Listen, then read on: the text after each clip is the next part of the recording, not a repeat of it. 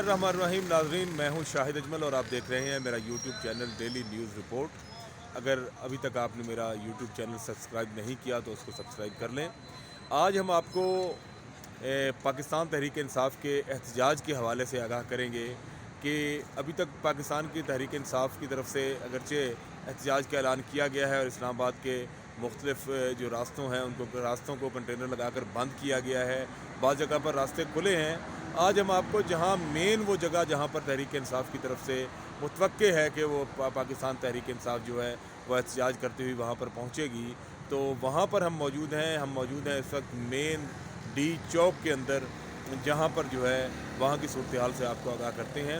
इस वक्त डी चौक की सूरत हाल ये है कि डी चौक के अंदर जो है पार्लियामेंट की तरफ, रेड जोन की तरफ जाने के लिए जो रास्ता है उसको मुकम्मल तौर पर कंटेनर्स लगाकर जो है वो बंद कर दिया गया है।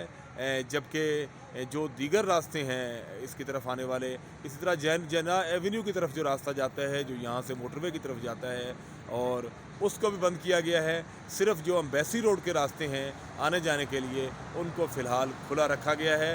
किस मकसद के लिए रखा गया है ये तो इंतज़ामिया बता सकती है, लेकिन लगता ये है कि ये किसी ख़ास मकसद के लिए अभी खोला गया है और इसे भी शायद रात गए जो है इसको बंद कर दिया जाएगा।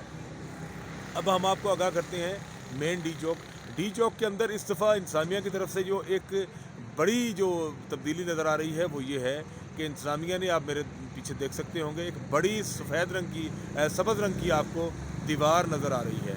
ये वो कंटेनर्स हैं और इन कंटेनर्स को कि ये तासुर ना जाए कि कंटेनर्स की मदद से इसको चौक को बंद किया गया है। तो एक बड़ी दीवार आप देख रहे हैं कि वो मेरे पीछे आप देखें वहाँ से शुरू होती है और चलती जो है ना, ये दीवार होते इस तरफ जाकर इख्तिताम पज़ीर हो रही है।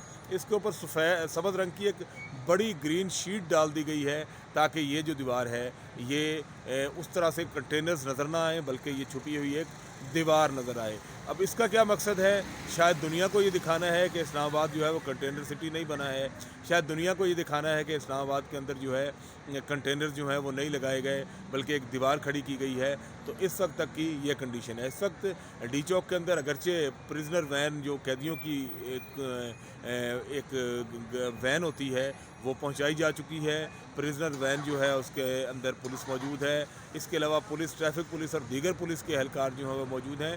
और इस पूरी ये जो कंटेनर्स लगे हुए ग्रीन दीवार है, इसकी बैक साइड पे रेंजर्स को तैनात किया गया है। अगरचे वो पिछली दफ़ा जो रेंजर्स थे वो इन कंटेनर्स के सामने खड़े थे, अब इन कंटेनर्स के सामने रेंजर्स मौजूद नहीं है, बल्कि रेंजर्स को इनकी बैक साइड पे लगाया गया है।